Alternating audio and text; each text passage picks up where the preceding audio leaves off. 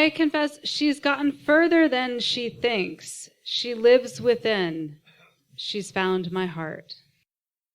This podcast is intended for those 18 and over. If that's not you, please come back when you are of age. Welcome to the BedPost Confessions podcast. BedPost Confessions is an Austin-based live storytelling series featuring smart, sexy stories. The highlight of each show is the participation of audience members who have a chance to share their own secrets, wishes, and regrets in the form of anonymous confessions, which are then read aloud during the show. So, since our main stage show about sex has gone quarterly, we have begun experimenting with other events. You know BedPost to deliver a kick-ass show centering on the varying facets of sex and sexuality, but unfortunately, life isn't only about sex. We know that sharing stories has transformative power, so we thought let's take what we have done with sex and apply it to other topics. Using our same format of 4 storytellers and confessions from the audience, we produced a new show called UnSpoken. Debuting on June 18, 2015, the show's first theme was loss and gain, with stories about parenting, growing up, confusing childhood experiences, death, and new life. Thanks to all our fantastic storytellers and confessors, the night was a success, and there will be more Unspokens in the future. One of the featured storytellers of that night, Kate Caldwell, relayed a time in childhood where she lost some innocence and gained confidence as she faced stranger danger head on. Here is Kate with Monsters Out There. We live in a world full of monsters. Some are mythical, some are animal, and some are human. People who are, at their core, predators. I learned this for the first time when I was 8 years old. I grew up here in Austin, which these days makes me a unicorn. Our house was at Steck and Mopac, back when that was like the northwest fringe of town.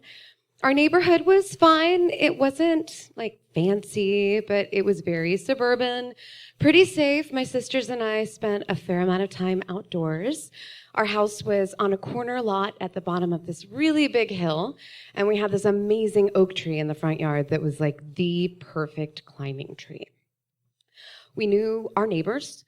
Most had children the same age as us, and there was also this elderly widow that lived across the street, Mrs. Martin, who we would visit often, not entirely invited.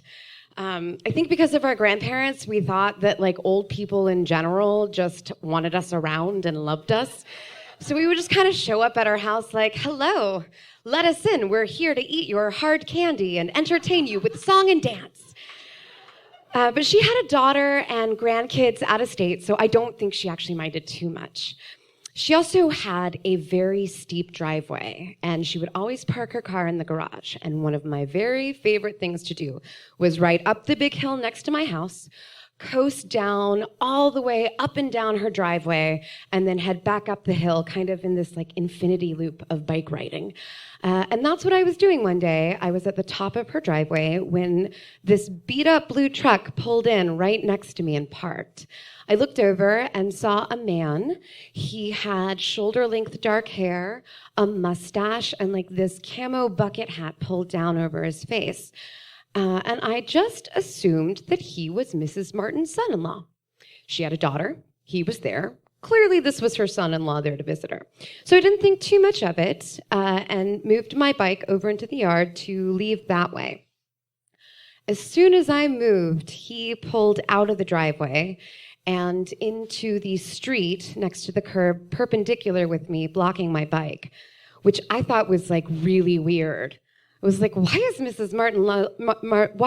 Martin's son-in-law leaving before he even said hi? I was really sticking to that narrative. Then he rolled down the passenger side window and asked me what my name was. I did not want to tell him, but I also didn't want to be rude, so I decided to just be honest and say, I don't think I'm supposed to tell you that.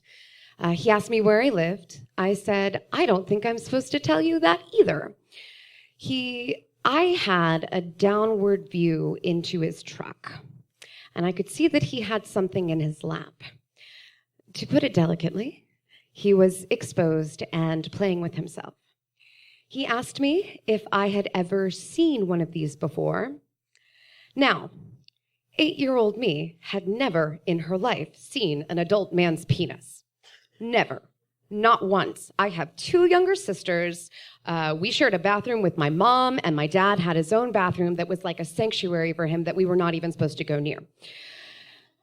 But I did not want to admit to this man that I didn't know something, like a weakness. So I was just like, yeah, casually.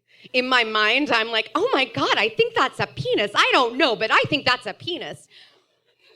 Externally, I'm just like, yeah, no big deal. Then he asked me to get in the car. And that's when it clicked. This man was trying to kidnap me.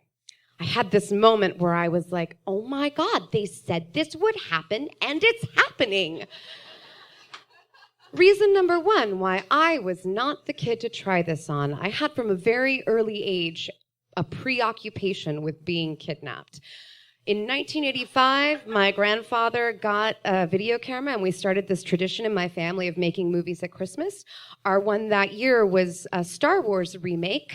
One of my cousins was Luke Skywalker, one was Darth Vader. My grandmother had gotten a fur coat, so she was Chewbacca. It was pretty amazing. And my mom wanted me to be Princess Leia, which I flatly refused because Princess Leia got kidnapped. Let me tell you, for me to turn down something with princess in the title was a big deal. But I was not even going to be pretend kidnapped. My younger sister Kimberly wound up being Princess Leia. I played an original role, Princess Sarah. Princess Leia's cousin, who is not kidnapped, but does go along voluntarily when Princess Leia is kidnapped. Now, the realization that this man was trying to take me didn't actually scare me. It helped make a lot of things that I had found confusing make sense. Or I should say it didn't scare me for me. I now knew that this was a kidnapper, and I was going to do everything that I could to keep that from happening. But my 2 younger sisters were across the street playing in our yard, and they didn't know that he was a kidnapper. My middle sister Kimberly was 6. My youngest sister, Courtney, was 3, and I had to get over there to protect them. But he was in my way. He was literally in between me and my sisters.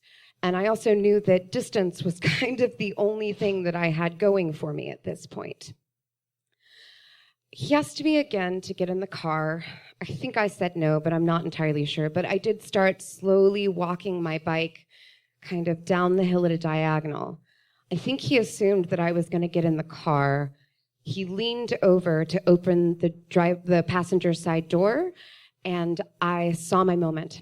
I hopped on my bike, flew across the front of his car, skipped the curb into my yard, and got off my bike, turning around just in time to see that he had followed me. He was pulling up over into our curb.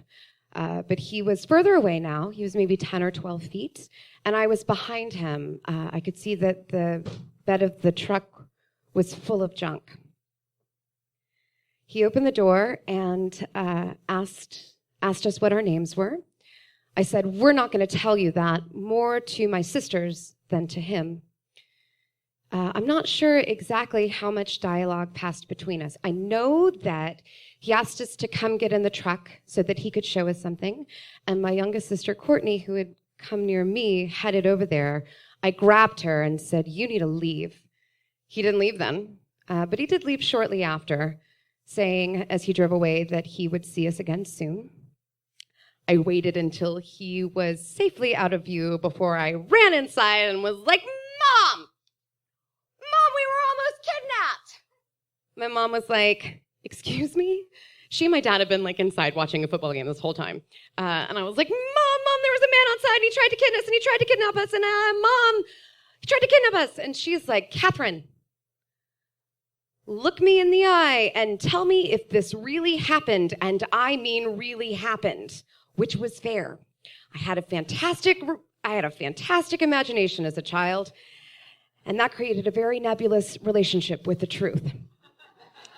But it had happened, and I told her that, and I told her also that I knew how they could find him.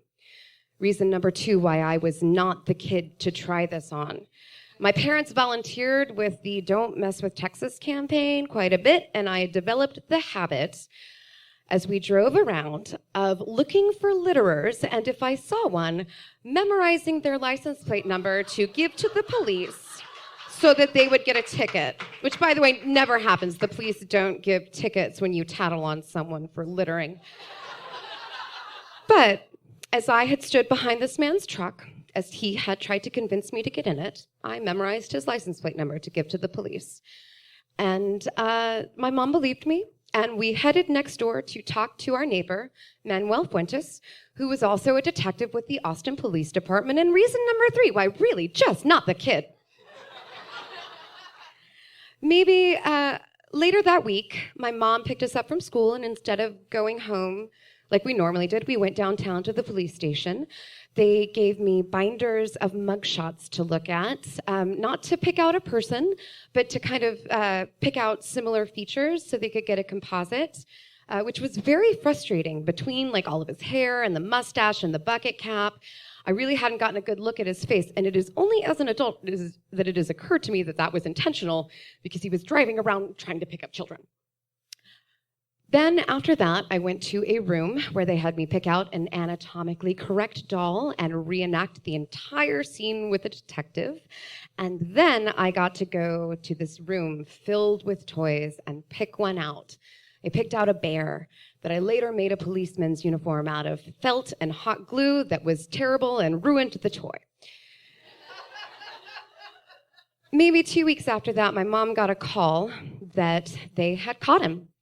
He had a record for similar things, and there had been other incidents that had been reported around this time, including one after mine. The police told my mom that one of the reasons why they caught him as soon as they did was because they had his license plate number. He pled guilty, and there was no trial, which I found incredibly disappointing because you guys, I was ready to be a witness. I was going to get up there in that box, tell my story, tell him what happened, and maybe sing a song. I didn't find this event particularly traumatic as a child. As far as lasting effects go, I'll say that I don't have a lot of time for predatory people.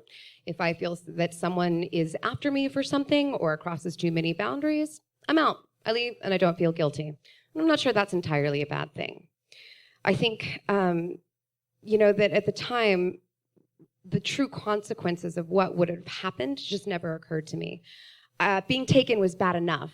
I didn't have the world knowledge or the language even to think about what I was going to be taken for. It is only as an adult that it occurred to me that he was taking me to molest me or rape me or whatever.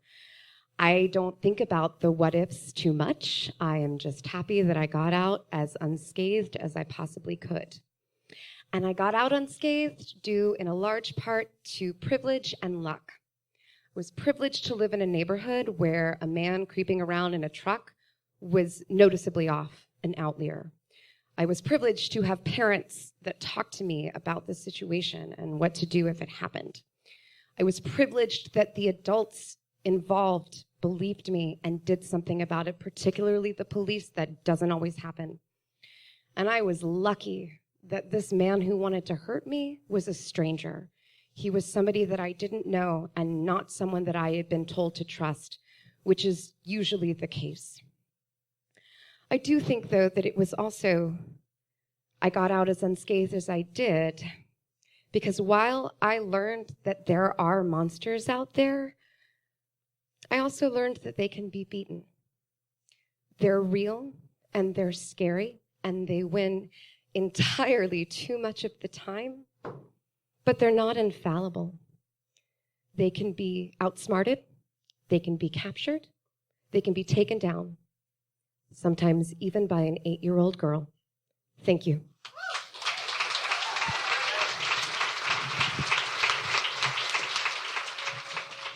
Kate Caldwell is an Austin native with a BA in theater and dance from UT Austin. She's a performer and writer, as well as a producer of the live storytelling show Testify. Kate's hate bios, but loves fried chicken and beer. More at testifyatx.com. BedPost Confessions is produced by myself, Mia Martina of MiaOnTop.com, Sadie Smythe of SadieSmythe.com, and Julie Gillis of JulieGillis.com.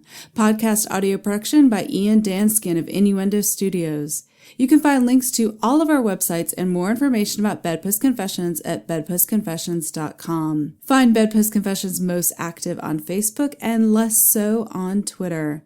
Until next time, we'll leave you with a few other confessions from the audience. I confess that I'm still super melancholy about the fact that I called things off with my girlfriend in order to save my marriage with my husband.